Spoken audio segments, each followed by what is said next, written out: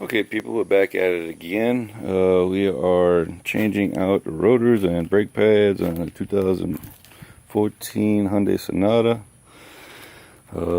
Let's see, we're going with these R1 high performance rotors. As you can see, the stock ones versus, yeah, that's what I thought. Tools you're gonna need: C-clamp, hammer, braking bar with a 19mm on it, flathead screwdriver, Phillips head screwdriver, 12mm and a 19mm open end, and your 19mm socket. Alright, so this is what they're kind of looking like so far. I'll go through the process. First, you got to take off your pistons and brake calipers, obviously. You got two screws behind here and there. I would take those out. That would be these. And let's see if we can get back here. Alright, this is the tricky one. First off, you're going to have to unbolt your shock and move it out to the side so you can get this bolt back that way. So you take your control arm or whatever this is, drop this down a little bit so you can take this bolt out, so you can get this bolt out. Alright, once you get that, you undo this one, and obviously your whole frame comes out. Take your brake pads out.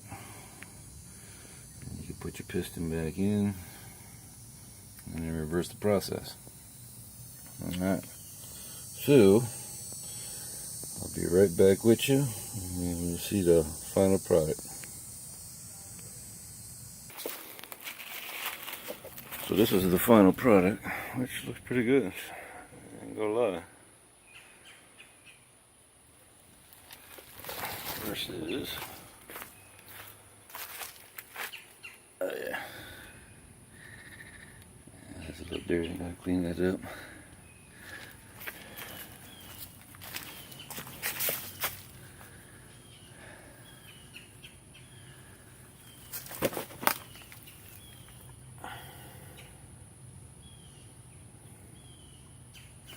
Oh, and I said before 12mm. It's actually 14mm.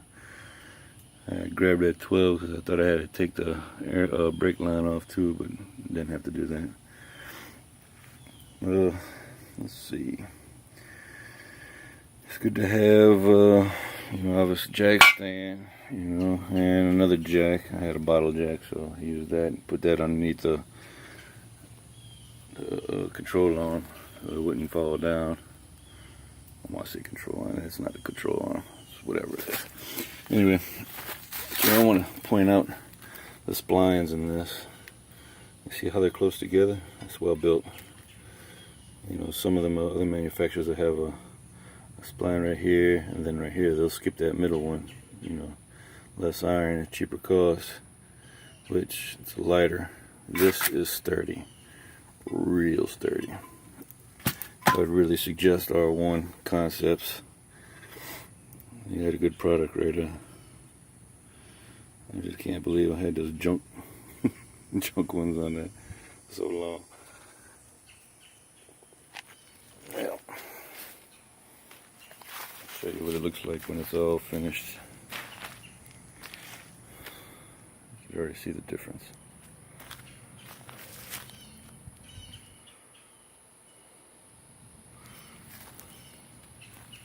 Ooh, this shit gonna look sporty. Sporty, sporty. Alright, we'll wait until the front's done. I'll be back. So the front was even easier. We had just 4 bolts and 2 screws. Wham bam, thank you ma'am. Now the front, I did put a little dab of Loctite, the red. Just a little dab. I'm gonna put a lot. Alright, this is a must. This is what I found out on my front. since I paint my calipers, I painted them on the rotor last time, and these brackets right here, you can see this bracket where the brake pad slides into. If there's a foreign object stuck in there, that brake pad will not move freely in there, which will tend to grab that disc and wear unevenly. As you can see, this is the inside. Where's the other one at? And this is the outside, which you can tell the difference. So that's what that noise was. That's what led me to buy these. Well, I was gonna buy these anyway. Anyway, make sure you clean out these brackets real good on both sides.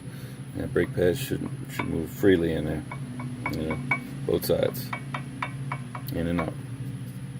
That's a must. So pretty much all we had. Oh, here's another thing. Your piston, make sure you tied it up with something, wire, clothes hanger. I got it on a bungee cord. It's, you know, it's just sitting there. Make sure you do that. You don't want all that weight pulling on that hose, because I mean, it's just a little bracket right there that can easily come out.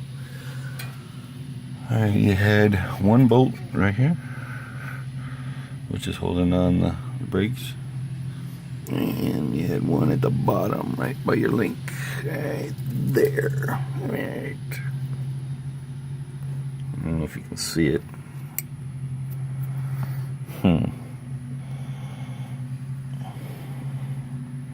Right there.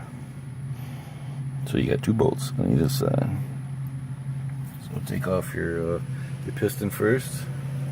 Obviously with them two screws up here. And here. And pull that aside and get those other two.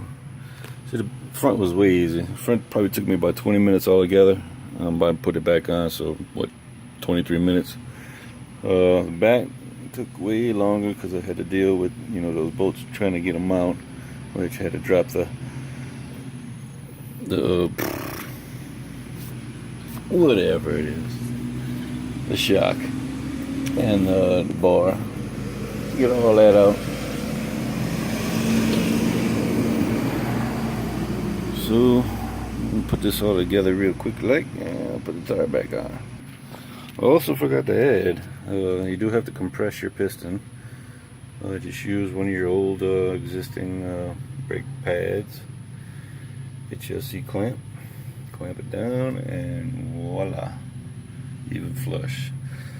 To make it easier, come up to your reservoir and just make it a quarter turn and just leave it on there. Don't take it off, because it might want to squirt out. So just leave it on there. It's just barely sitting, so you know you got enough. It doesn't squirt out. Just pay attention to the max line. Mine's right at the line, so I'm still good. Just after that, you can take that off, put it on your pads, because obviously you're gonna need that extra room, and we'll go from there. And also, you want to check these boots right here. Make sure they slide freely back and forth. If not, take them out, put some grease in there, put them back in. The car's 2 years old, so I mean, this thing's pretty much brand new still. And go to the other side. So, gotta give much love to R1 Concepts. Make a damn fine, good product. Tell you what.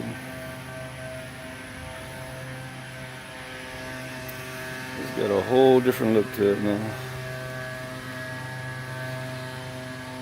My matte rims don't look matte no more.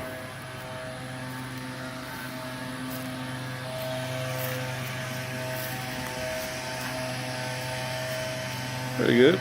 Can't complain. What y'all think? Got any questions? Just holler. Subscribe, like, do what you must. Later.